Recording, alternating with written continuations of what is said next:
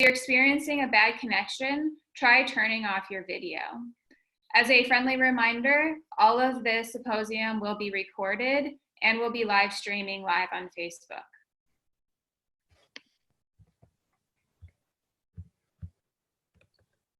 Well, good morning, students, parents, colleagues, guests from all over our community, and most of all, the 2020 Bioethics Project scholars.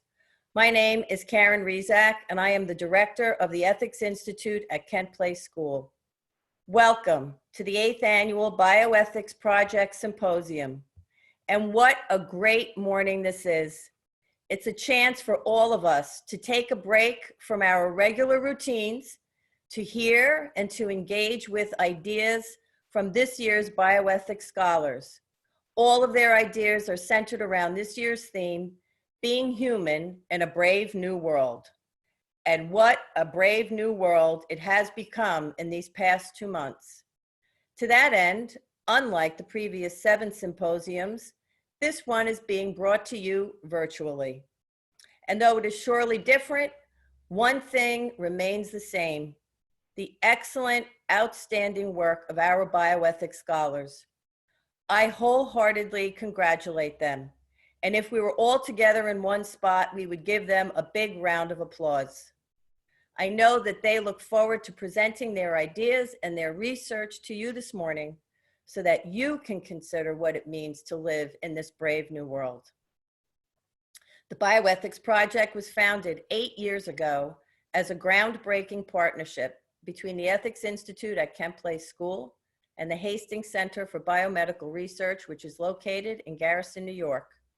This partnership has expanded to become a unique and wonderful collaboration with the scholars at the Kennedy Institute of Ethics at Georgetown University in Washington, D.C. The goals of the Bioethics Project are significant. The first goal is to give high school students the opportunity to work one-on-one with renowned bioethics scholars who serve as their mentors.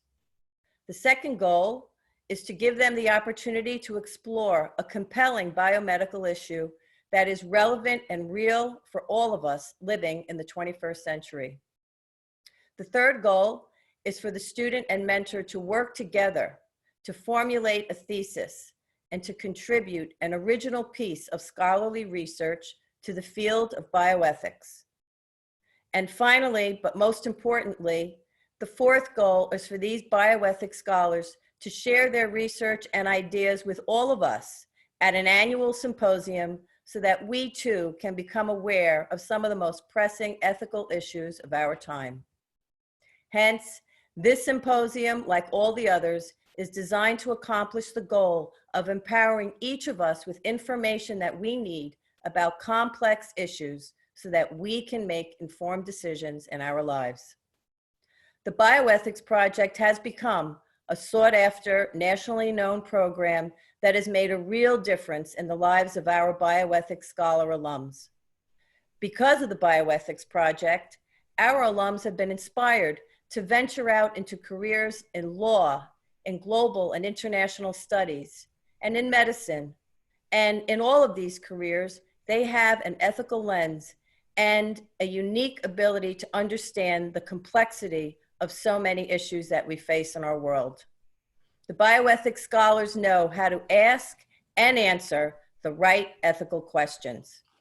And this is the ultimate goal of the Bioethics Project, to empower these scholars to go out into the world with all that they have learned and truly make a difference as ethical leaders. There's a lot that goes into this, and so I give my heartfelt thanks and gratitude to my colleagues on this project. To Ms. Maura Crow, the Kent Place School lead teacher of the Bioethics Project. To Dr. Laura J. Bishop, the Associate Teaching Professor and Academic Program Manager at the Kennedy Institute of Ethics at Georgetown. To Ms. Lisa Goldman, a consultant to the Bioethics Project and an ethicist in residence for the Ethics Institute. Ms. Arielle Sykes, who you've met, who is the Assistant Director of the Ethics Institute. And given the virtual nature of this symposium, a very special thanks to our technology department, to Mrs. Kimberly Pearson, the Director of Technology, and to Mr. Trey Reed, the Media Services and Support Specialist here at Kent Place. Having said all of that, finally, but most importantly, thank you and congratulations to this year's Bioethics Scholars.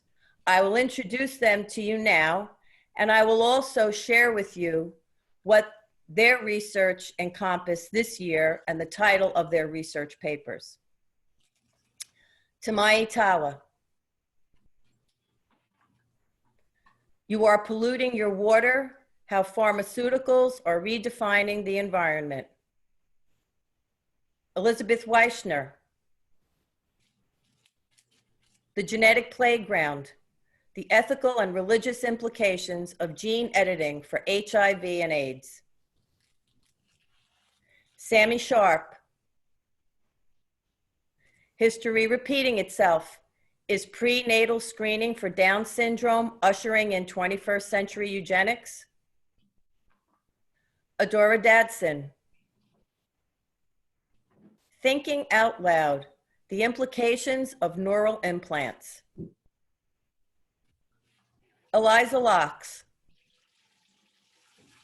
on a scale from 1 to 10, the ethical implications of defining and eliminating pain. Arden Meyer, $99 for a lifetime of worries, the ethical implications of direct-to-consumer genetic testing. Georgia Rabin, the soldier behind the screen, the ethical implications of semi-autonomous warfare. Tara Balan, testing for gene doping, a necessity or invasion of privacy. Shafali Camilla, in good hands, the ramifications of using autonomous robots in pediatric surgery. Claire Chu, saving lives via actively ending lives, the ethics of organ donation euthanasia. Sophia Paris, the effects of the mushroom, the responsibility of a nuclear age. And finally, Georgia Post-Lipnick, from bedside to the website, is telemedicine infringing on the doctor-patient relationship? Our students have done a tremendous job, and they look forward to sharing their research and their ideas with you today. So I invite you to engage, to enjoy, to challenge yourself, and to really learn and have a great time at our symposium this morning. Thank you. It's my pleasure to now introduce the lead teacher for the Bioethics Project, Ms. Maura Crow. Thank you, Dr. Rizak, and good morning to all of you out there. And thank you for joining us for this exciting symposium.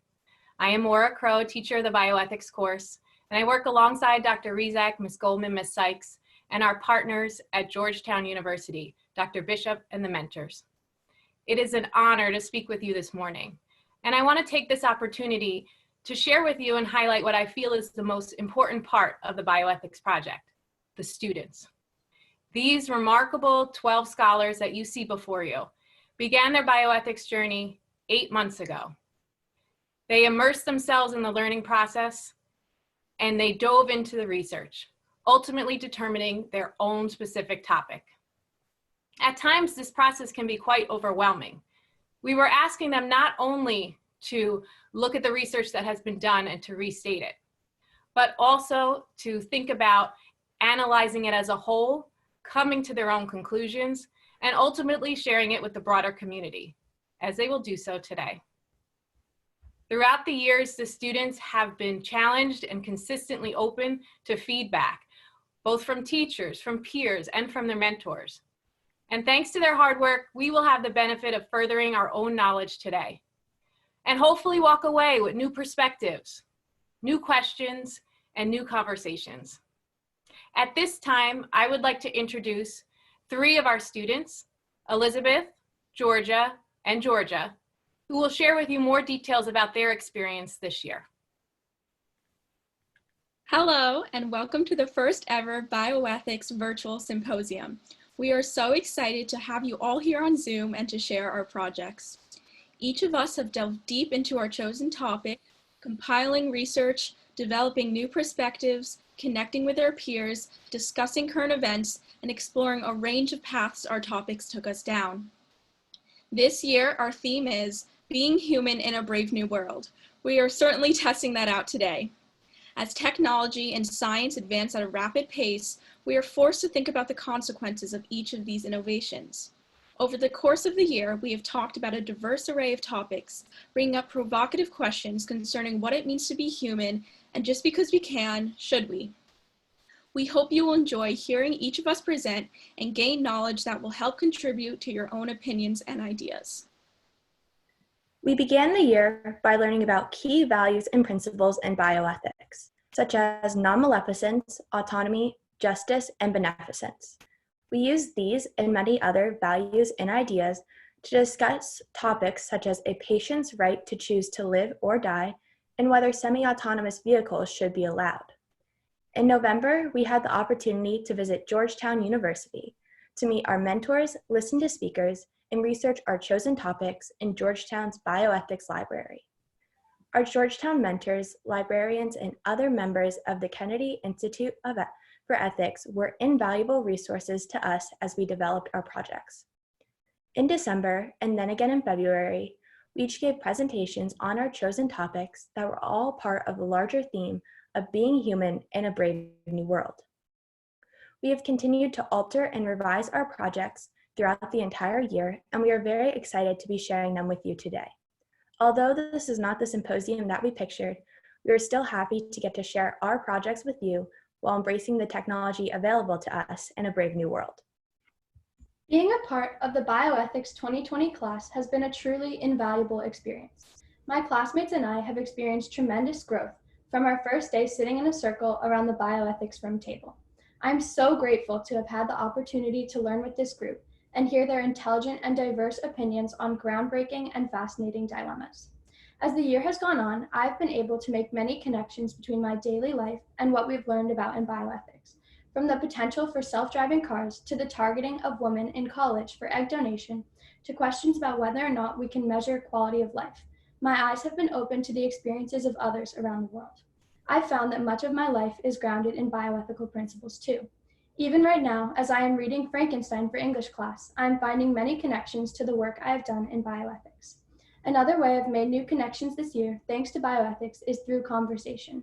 As I've delved deeper into my topic, the ethics of semi-autonomous drone warfare for counterterrorism efforts, I was left with an overload of thoughts and a need to hear other opinions. In doing this, I have reached out to everyone from family, to friends, to my teachers, to people that I barely knew. From these deep conversations has ensued much learning. I love that ethics pushes me to connect with people around the world. You cannot come to a conclusion without hearing all sides of the story. This year, I've grown as a listener, a presenter, and a thinker, as I've been pushed to go to the next level in my analysis of cases. The ethical framework has changed the way I look at the world and the way I conduct myself in making any decision.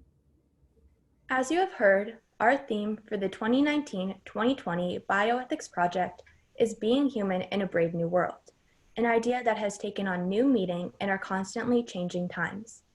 This topic allowed every member of the Bioethics Project to pick a unique ethical issue, while still being able to relate it back to how new technologies, ideas, and ways of thought are redefining what it means to be human. This year was marked with many events that related to our theme, but we were also able to look back on bioethics history to see how new technologies of the time were shaping life and ethics. Throughout today's symposium, we'd like you to have an immersive experience that allows you to learn something new from all the research we've collected this year. As you learn about the ethical decision-making process and question your biases, keep your mind open to the possibility that your current opinions may be challenged. Additionally, as you walk away from the symposium, we hope you will be able to make bioethical connections to your everyday life and notice how relevant each one of our topics is to life as we know it. Maybe after today, you will question your thought process the next time you flush pharmaceuticals down the toilet sign an advance directive, or have to make a tough decision at the doctor's office. Most of all, we hope you will all enjoy yourself and get a taste of some of the most pressing issues in the field of bioethics today. Now, Dr. Rizak will go over the schedule. Thank you, Georgia and scholars. Before we leave to begin our first conference, our first session, it's my privilege to introduce to you the head of Kent Place School, Dr. Jennifer Galambos. Good morning. I am so delighted to be with you all this morning. And as I see 317 participants down here logged on this morning, I just can't thank you girls enough for creating research and relevant dialogue that has perhaps become even more relevant in the week since we have been working and learning from home. When I think about the telemedicine topic, when I think about the use of artificial intelligence in our world these days, and the intersection between privacy and need to know could not be more relevant. And so I thank you so much, and I can't wait to learn from each of you as we go through this day. You make us proud, the Ethics Institute makes us proud, and you help us all learn how to make good decisions on an everyday basis by looking at the issue from all different angles. So thank you to Dr. Rizak, to Ms. Crow, to everyone who is helping out today, to Ms. Sykes, but most of all, congratulations, girls. This is graduate level work that you all do each year, and I could not be more proud of you. Thank you. Thank you, Dr. Galambos. Okay, at this time, we will move to session 1. So we ask you to please leave this meeting and join one of the 3 session 1 links that are available via Zoom. Thank you, enjoy, and we'll see you later at the closing remarks.